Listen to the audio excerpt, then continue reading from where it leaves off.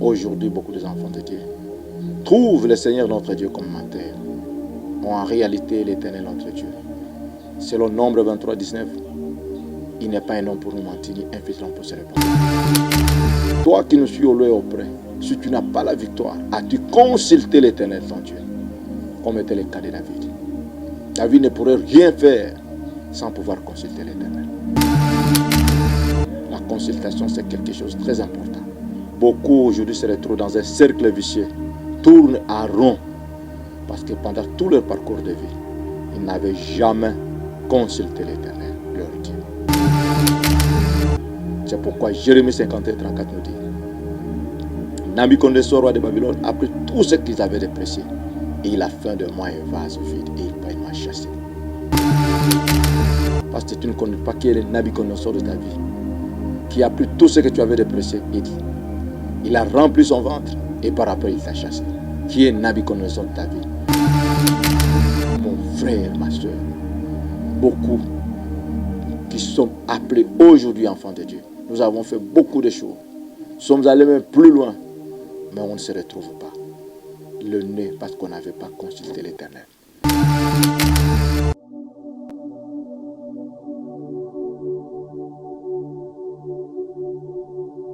Soyez bénis, peuple de Dieu. Nous sommes dans notre chaîne Jésus-Christ, notre victoire télévision. Que le Seigneur Jésus-Christ vous bénisse abondamment. Vous qui nous suivez de toutes parts, selon la parole de Dieu. La Psaume 68, le verset 21. La Bible nous dit que ce Dieu est pour nous le Dieu de victoire. Et sa parole nous dit, 1 Jean 5, le verset 4, que tout ce qui est né de Dieu, parce que nous sommes nés de Dieu, triomphe le monde. Et cette victoire qui triomphe le monde, c'est notre foi. Car la Bible nous dit, Exode, chapitre 17, verset 16, nous l'appelons Jéhovah Nissi, ou à d'autres termes, Éternel notre bannière, Éternel notre étendard, Éternel notre victoire. C'est pourquoi nous vous invitons à suivre notre chaîne. Tu ne seras pas confus. La victoire serait votre partage. Car nous sommes dans la parole de Dieu. Il nous dit, dans Psaume 144, verset 1, la Bible déclare: soyez bénis, peuple de Dieu. Nous sommes dans notre chaîne Jésus-Christ, notre victoire télévision. Que le Seigneur Jésus-Christ vous bénisse abondamment. Une seule chose que nous avons toujours supplié, au nom de notre Seigneur et notre Sauveur Jésus-Christ, de vous abonner massivement, partagez les liens, suivez les prédications, les exhortations, nos prières jusqu'à la fin. Notre Seigneur, notre Sauveur, ne manquera jamais de vous bénir abondamment. Ce n'est pas notre chaîne, c'est votre chaîne, c'est notre chaîne. C'est la chaîne de notre Seigneur et notre Sauveur, Jésus-Christ. Ici, Jésus-Christ donne la victoire. Ayez l'habitude de suivre l'exhortation jusqu'à la fin. Ayez l'habitude de partager les liens et de manifester que vous avez suivi cela par un diable. Le Seigneur, notre Dieu, ne manquera pas à vous bénir. Pour aujourd'hui, nous avons une petite thème que nous voulons encore développer. Dans notre thème, avant de faire toutes choses, il faut consulter l'Éternel.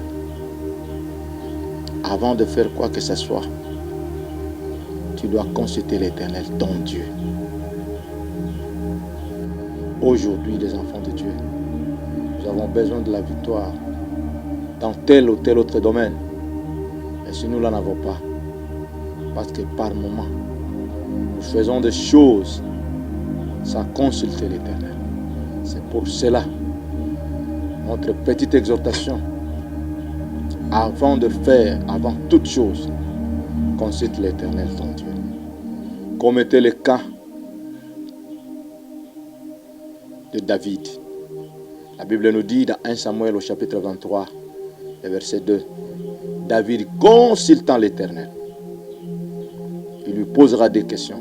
Irai-je, battrai-je le Philistin?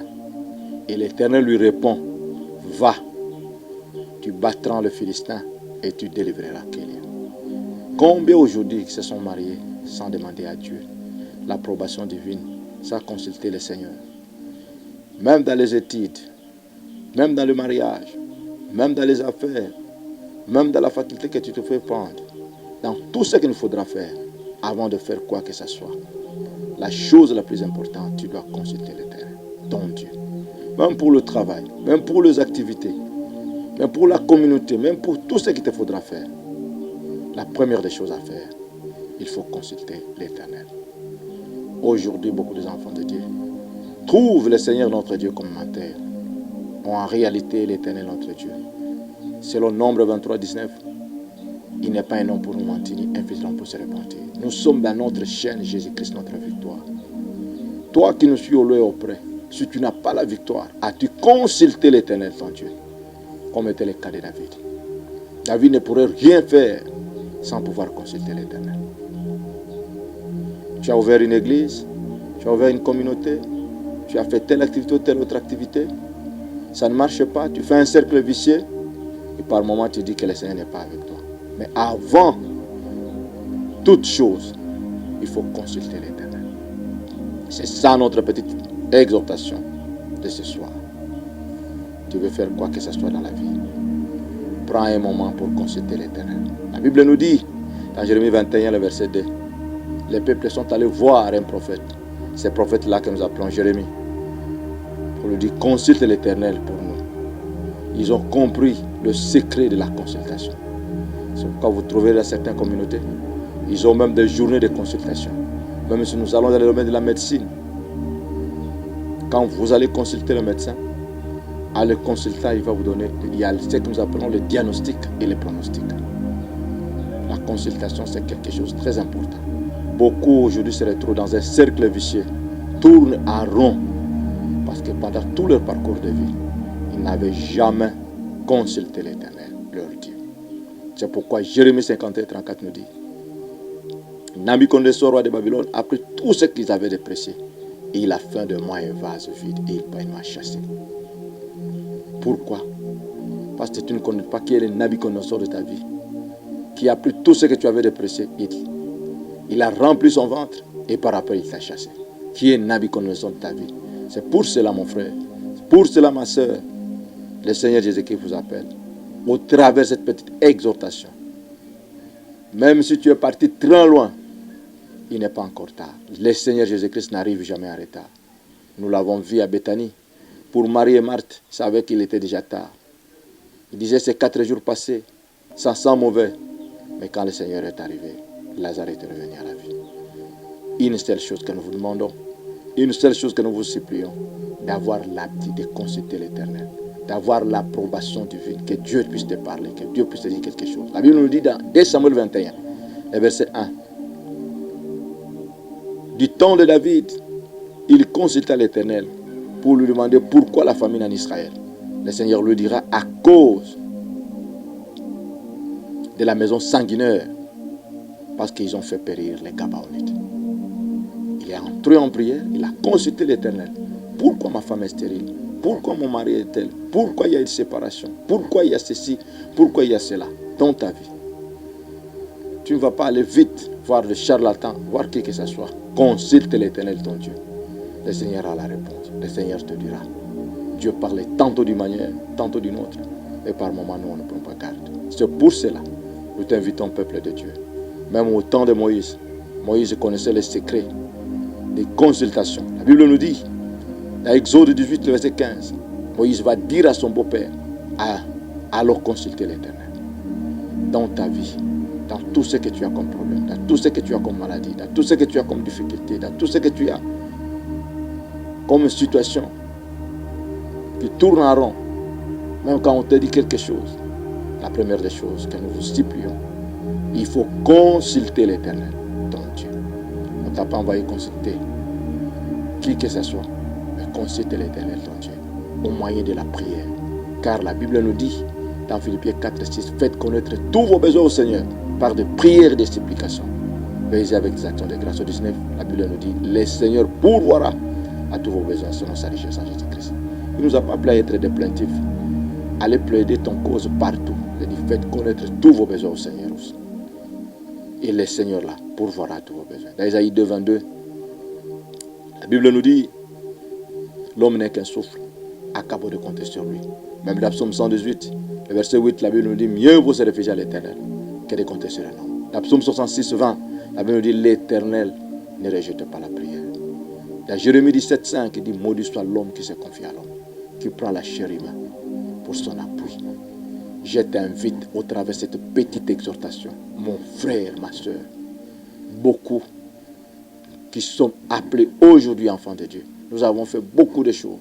Nous sommes allés même plus loin, mais on ne se retrouve pas. Le nez parce qu'on n'avait pas consulté l'Éternel. Ayons l'habitude, comme notre frère David, avant de faire quoi que ce soit, il avait l'habitude de consulter l'Éternel. Irai-je, battrai-je ce Philistin? Je vais m'engager dans le fiançailles, je vais m'engager dans le mariage, je vais m'engager dans le travail, je vais m'engager dans tel ou tel autre domaine. Consultez d'abord l'Éternel. As-tu consulté l'Éternel? Même l'ami que tu voulais prendre, même l'église que tu voulais adhérer, il faut consulter l'Éternel. Ne sois pas aussi pressé, car la Bible nous dit dans Genèse 41, 16, l'Éternel donnera une réponse favorable. Que l'Éternel te répond. Tu ne peux pas dévancer Dieu. C'est ce que la Bible nous dit dans Ésaïe 52, 12. Ne faites rien par précipitation. Ne sortez pas avec précipitation. Il y a beaucoup qui font des choses, des enfants de Dieu, par précipitation. Peut-être à cause de la parure, peut-être à cause des avoirs.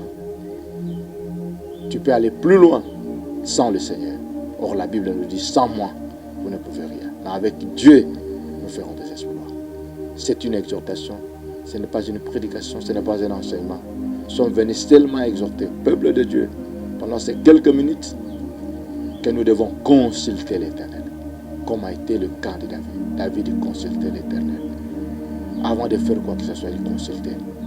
Je lis dans un livre d'un serviteur de Dieu. Avant d'aller dans n'importe quel pays, dans n'importe quelle ville avant de prêcher, il faut que le Seigneur lui donne un signe.